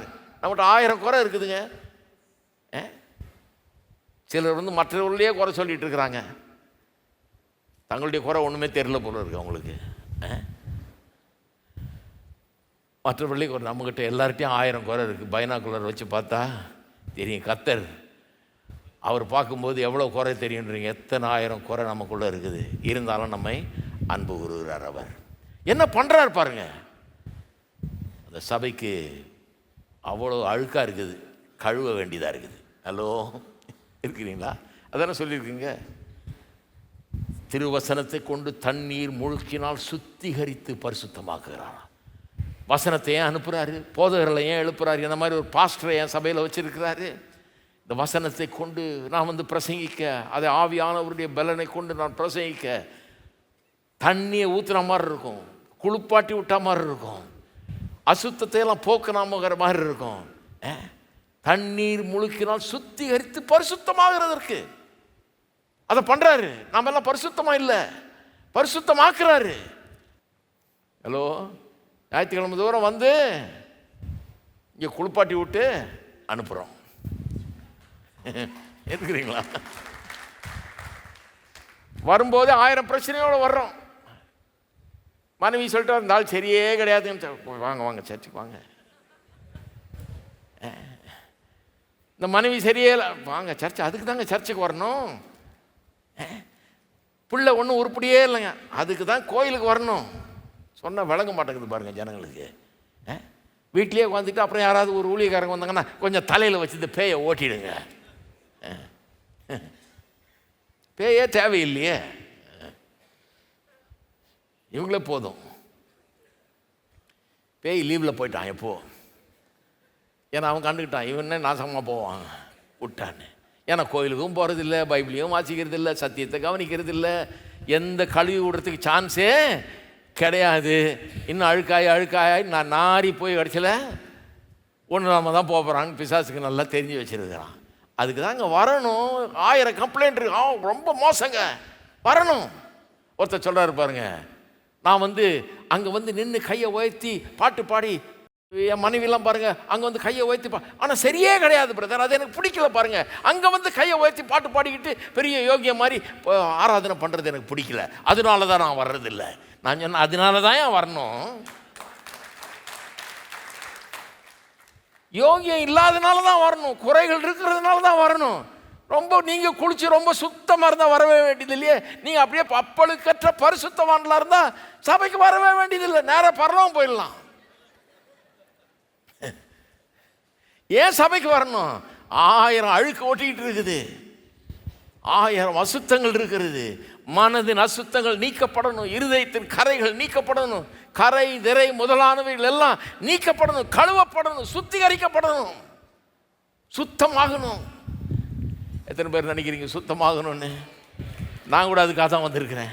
நான் தான் பிரசங்கம் பண்ணுறேன், ஆனால் நான் பிரசங்கம் பண்ணுற வார்த்தையை எனக்கே தண்ணி ஆண்டாலும் தண்ணியை ஊற்றுற மாதிரி இருக்கு.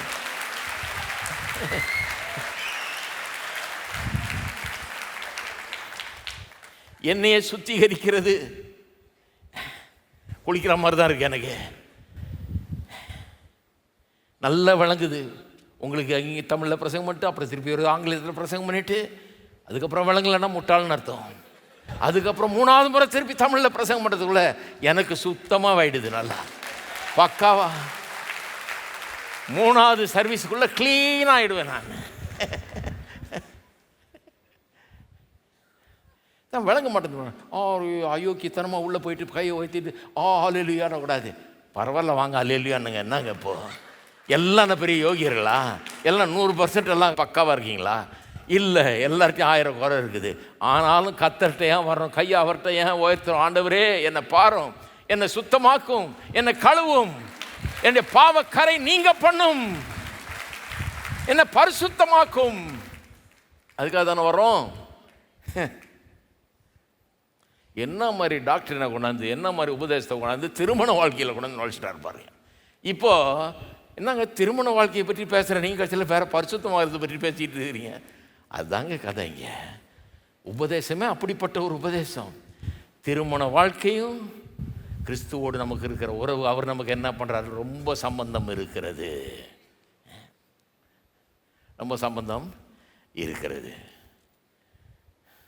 பாவிகளாக இருந்தப்போவே நம்ம நேசித்தார், தேவனுக்கு சத்துருக்களாக இருந்தப்போ நம்ம நேசித்தார், நம்முடைய குறைகள் 1000 இருந்தபோது நம்ம நேசித்தார். ஏன் நேசித்தார்?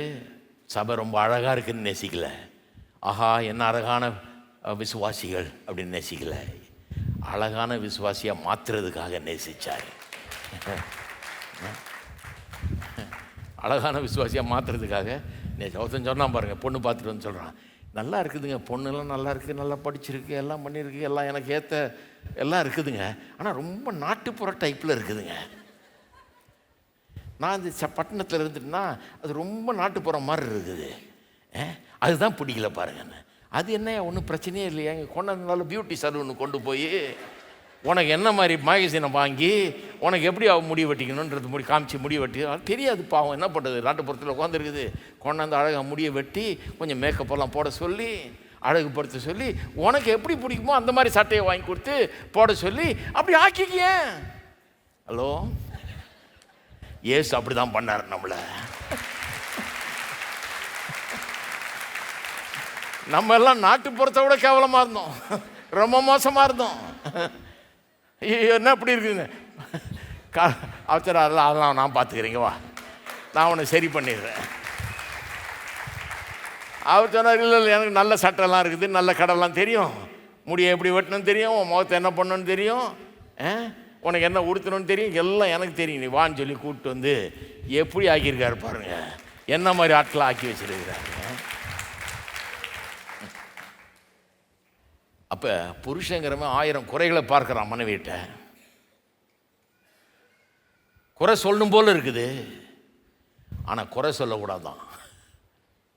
ஹலோ, இருக்கிறீங்களா? போயிட்டீங்களா? குறை சொல்லணும் போல் இருக்குது, ஏன்னா 1000 குறை இருக்குதே. சொல்றாரு, சொல்லி காட்ட வேணாமா? இருக்குதா பிரதர், உண்மையை தானே சொல்ல. அதான் உண்மையை சொல்லாதேன்றாரு. இருக்கிறத சொல்லாத, எப்படி இருக்கணுங்கிறத சொல்லு. எப்படி இருக்கணும்னு சொல்லுங்க. மனைவி எப்படி இருப்பாள்னு சங்கீதத்தில் சொல்லி இருக்குது. பிள்ளைகள் எப்படி இருப்பார்கள்னு சங்கீதம், அதை சொல்லு. எப்படி இருக்க வேணும்ன்ற சொல்லு. எது கல்யாணம் பண்ணி கூப்பிட்டு வந்தோம்? ஏற்கனவே அப்பா வீட்டில் இருந்ததை விட சூப்பராக ஆக்கிறதுக்காக கொண்டு வந்தோம். கல்யாணம் பண்ணிட்டு அப்பா வீட்டுக்கு கொண்டு போனீங்கன்னா அவங்க அப்படியே பார்ப்பாங்க, பார்த்துருக்கீங்களா? ஏன்னா இவ சந்தோஷமாக இருக்கிறாளான்னு எடை போடுறாங்க. ஆள் எப்படி இருக்கிறா, சந்தோஷமாக இருக்கிறாளா இல்லையா அப்படின்னு பார்க்குறாங்க. மூஞ்சி பார்த்தாலே தெரிஞ்சிடும் சந்தோஷமாக இருக்குதா இல்லையாங்கிறது தெரிஞ்சிடும். புருஷன் நல்லவனா கெட்டவனான்றத மனைவியை பார்த்தா தெரிஞ்சிடும். மனைவி புருஷனுடைய மகிமையாக இருக்கிறாள்னு தான் வேதம் சொல்லுது. அவனை இவளில் பார்க்கலாம். இவன் எவ்வளவு மேன்மையானவன், எவ்வளவு நல்லவன்றதை இவன் முகத்தை பார்த்தா தெரிஞ்சிடும். இவளை பார்த்த உடனே நல்ல புருஷன் போல இருக்குது, ஆள் நல்லா வச்சிருக்காரு போல இருக்குது, ஒரே ஜொலிக்குது இந்த பொண்ணு, நல்லா இருக்குது, சந்தோஷமாக இருக்குது, அவங்க அப்பா வீட்டில் இருந்ததை காட்டில் ரொம்ப நல்லா இருக்குது. இருக்கீங்களா? அப்போ குறை சொல்லக்கூடாது. என்ன பண்ணணும்? இவர் என்ன பண்ணார்? அது கழுவி, எல்லாம் சொல்லுங்க, கழுவி சுத்திகரித்து பரிசுத்தமாக்கி கரை திரை முதல இந்த குறை அதெல்லாம் தேய்ச்சி கழுவுங்க நல்லா. கரை திரை எப்படி பண்ணுறது? வசனத்தின் மூலமாக வசனத்தை அறிக்கை செய்யுங்க. இப்படி தான் இருப்பா இவ, இப்படி மாறுவான்னு சொல்லி 1000 குறை 12 மணிக்கு தாங்க எழுந்திரிக்கிறா, ஒன்றுமே செய்கிறது இல்லைங்க. என்னமோ பாவம், ஏதாவது வியாதி கீதி இருக்கான்னு பாருங்கள், இல்லை வேறு ஏதாவது பிரச்சனை இருக்கான்னு பாருங்கள். இல்லைனா நல்லா ஜெபம் பண்ணுங்க, கொஞ்சம் மாற்றி விடுங்க. அப்படியா அன்பு கூர்ந்து மாற்றி விடுங்க. நீங்கள் தான் செய்யணும். எல்லாத்தையும் மாற்ற முடியும். நீங்கள் எப்படி ஆக்கணுமோ அப்படி ஆக்கிக்கலாம். அப்படி ஆக்கிக்கிட்டார் அவர். அவர் பெரிய பரிசுத்தர், நாம் அசுத்தர். அவர் பெரிய பரிசுத்தர், நாம் பாவிகள். நம்மளை கொண்டாந்து எப்படி ஆக்குறாரு பாருங்க. வர வர பெட்டர் ஆகிட்டே இருக்கு. இங்கே இருக்கிற ஆளுகள்லாம் பார்த்து சில குடிச்சு வெறிச்செல்லாம் இருந்த ஆளுகள்லாம் இருக்கிறாங்க, கெட்ட வார்த்தையாக பேசிகிட்டு இருந்த ஆளுகள்லாம் இருக்கிறாங்க. இப்போ எப்படி இருக்கிறாங்க? இப்போ வேற மாதிரி இருக்கிறாங்க. எப்படி இருந்த ஆட்களை கொண்டாந்து எப்படி ஆக்குறாரு பாருங்க. அவர் ஆக்குறாரு, அவர் ஆக்குறாரு. அதை நீ செய்யன்றாரு. குறை சொல்லிட்டே இருக்காத. நீ கழுவி, நீ சுத்திகரி, நீ பரிசுத்தமாக்கு, கரை திரை முதலானவைகள் எல்லாம் நீங்கி மகிமையுள்ள சபையாக, குளோரியஸா, கிளிட்டரிகா இருக்கணும், பார்க்கறதுக்கே பிரமாதமாக இருக்கணும். அப்படி ஆக்குறதுக்காக நம்மளை கொண்டாந்துறான். பாவிகளை கொண்டாந்து மகிமையான சபையா மாத்துறாராம். இருக்கீங்களா? அப்ப மனைவி மேல இருக்க குறைய சொல்லாம மகிமையானவளாக அவளை மாற்ற முயற்சி எடுங்கன்றாரு. அது மட்டும் இல்லை, தம்மைத்தாமே அதற்காக ஒப்பு கொடுத்தார் அப்படின்னு சொல்லியிருக்கேன். தம்மைத்தாமே அதற்காக ஒப்பு கொடுத்தார். 27ஆம் வசனத்தில் கடைசியில் ஒப்பு கொடுத்தார். வெறும் அன்பு கூறுறேன்னு சொல்லலை பாருங்க, தம்மைத்தாமே ஒப்பு கொடுக்கிறார். தன்னையே ஒப்பு கொடுக்கிறார், தன்னுடைய ஜீவனையே கொடுக்கிறார். பாவிகளுக்காக தன்னுடைய ஜீவனையே கொடுக்கிறார். அந்த பாவிகளை குறித்து எப்படி மேன்மை பாராட்டுறார் பாருங்க கர்த்தர். மகிமையுள்ள சபையாக, கரைதரை முதலாக எதுவுமே இல்லாமல் பரிசுத்தமும் பிழையற்றதுமான மகிமையுள்ள சபையாக தேவன் முன்பாக நிறுத்துறதுக்கு தான் முயற்சி எடுத்துட்டு இருக்காரு. அப்ப அந்த சபையின் மேல அப்படி பெருமை பாராட்டுகிறார். எபேசியர் 3ஆம் அதிகாரத்தில் 10ஆம் வசனத்தில் வாசித்து பார்த்தீங்கன்னா, பரலோக தேவதூதர்கள், நல்ல தூதர்கள் இருக்காங்க இல்லையா, விழுந்து போன சாத்தான்ல நல்ல தூதர்கள் இருக்காங்க இல்லையா, அவங்கெல்லாம் சபை இன்றைக்கு அப்படியே ஆச்சரியத்தோடு பார்த்துக்கிட்டு இருக்காங்களாம். பார்க்கும்போது கடவுள் என்ன பண்ணுறாராம்? அவருடைய மகிமையை சபையின் மூலமாக வெளிப்படுத்துகிறாராம். அவங்கள டிஸ்பிளே பண்ணுறாராம். கடையில் ஒரு ஷோ பீஸ் மாதிரி வைக்கிறாங்க இல்லையா, கண்ணாடி போட்டு ஒரு சேலையை உடுத்தி ஒரு பொம்மையை வைக்கிறாங்க இல்லையா, எல்லாம் வந்து பார்த்துட்டு, நம்மளே எத்தனை தடவை போய் புடவையை பார்த்துட்டு அப்படி வாங்கியிருக்கிறோம். அந்த மாதிரி ஷோ பீஸ் மாதிரி வைக்கிறாராம் சபையை வச்சு. தேவதூதரெல்லாம் பார்த்து ஆச்சரியப்படுறாங்களாம் பாருங்க. அது எப்படி சொல்கிறது, வாசிக்கிறேன் பாருங்க. அதை 3ஆம் அதிகாரம் 10ஆம் வசனம். உன்னதங்களில் உள்ள துரைத்தனங்களுக்கும் அதிகாரங்களுக்கும் அவருடைய அனந்த ஞானமானது சபையின் மூலமாக இப்பொழுது தெரிய வரும் பொருட்டாக. தேவனுடைய அனந்த ஞானம், அவர் எவ்வளவு ஞானம் உள்ளவர், எவ்வளவு அருமையானவர், எவ்வளவு அன்புள்ளவர், எவ்வளவு மகிமை நிறைந்தவர் என்பது சபையின் மூலமாக தெரிய வரும்படியாக சபை அவரை மகிமைப்படுத்துகிறது, அவருடைய மகிமையை காண்பிக்கிறது.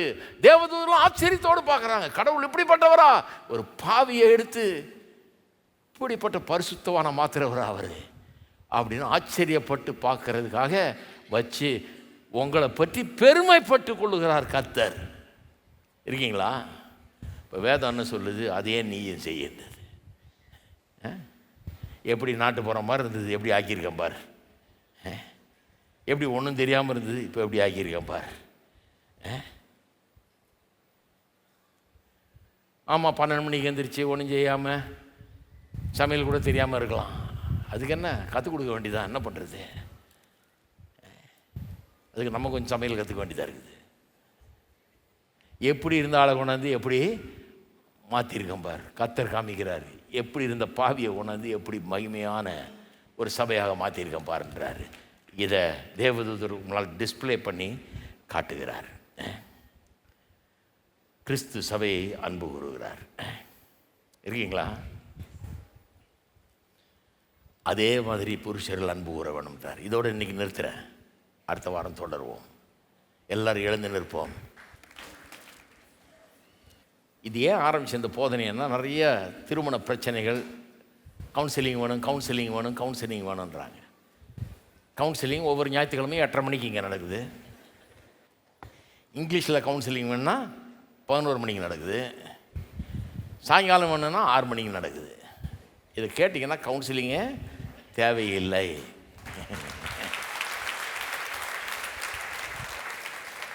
மாறணுமா, குடும்பம் நல்லா இருக்கணுமா, உருப்படணுமா, அழகாக இருக்கணுமா, அற்புதமாக மாறணுமா, கேட்கணும்.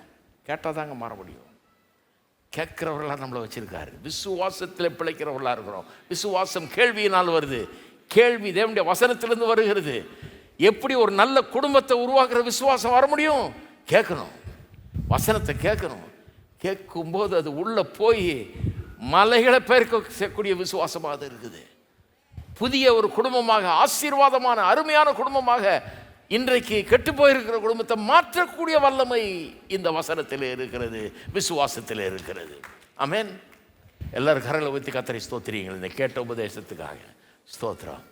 ஸ்தோத்திரம் தேவனே, உமக்கு ஸ்தோத்திரம். கேட்ட இந்த சத்தியத்துக்காக உமக்கு துதி ஸ்தோத்திரத்தை ஏறெடுக்கிறோம். அற்புதமான சத்தியத்தை கேட்க எங்களுக்கு உதவி செய்தீர், அதுக்காக உமக்கு ஸ்தோத்திரம். அதற்காக இந்த சபையை வைத்திருக்கிறவர்களான ஸ்தோத்திரம் கர்த்தாவே. இங்கே வருகிறவர்கள் சுத்திகரித்து கழுவப்படட்டும், மாற்றப்படட்டும் கர்த்தாவே. அவருடைய மனநிலை மாறட்டும், எண்ணங்கள் மாறட்டும், வாழ்க்கை முறைகள் மாறட்டும், எல்லாத்திலையும் ஒரு பெரிய மாற்றம் ஏற்படட்டும். மெய்யாகவே கரை திரை முதலானவெல்லாம் நீங்கி பரிசுத்தம் பிழையற்றதுமான சபையாக எங்களை உருவாக்க பார்க்கிறீரே, அந்த வேலை இங்கே நடக்கட்டும் கர்த்தாவே. ஒவ்வொருக்குள்ளேயும் நடக்கட்டும். அதன் மூலமாக ஆசீர்வாதமான அற்புதமான குடும்பங்கள் உருவாகட்டும். சமாதானமான சூழ்நிலை குடும்பங்களில் உண்டாகட்டும். பிரச்சனைகள் தீரட்டும். புது வாழ்வு உண்டாகட்டும். இயேசுவின் நாமத்தினாலே ஜெயத்தை அவர்கள் எடுக்க கிருபை செய்வீராக. பிசாசு அழிக்க நினைக்கிறான், நீரோ கட்ட நினைக்கிறீர். குடும்பங்களை கட்டி எழுப்புகிறபடி ஆளுமுக்கு ஸ்தோத்திரம். கர்த்தர் வீட்டை கட்டாராகில் கர்த்தருடைய பிரயாசம் விருதா என்று எழுதியிருக்கிறதே. கர்த்தாவே, நீர் கட்டுவீராக, கட்டி எழுப்புவீராக. ஞானத்தை கொண்டு, விவேகத்தை கொண்டு, அறிவை கொண்டு கட்ட உதவி செய்வீராக. இயேசுவின் நாமத்திலே ஜெபிக்கிறோம். ஆமென். நம்முடைய கர்த்தராகிய இயேசு கிறிஸ்துவின் கிருபையும் பிதாவாகிய தேவனுடைய அன்பும் பரிசுத்த ஆவியானவருடைய ஐக்கியம் நம் அனைவரோடும் இன்றும் என்றும் இருப்பதாக. ஆமென்.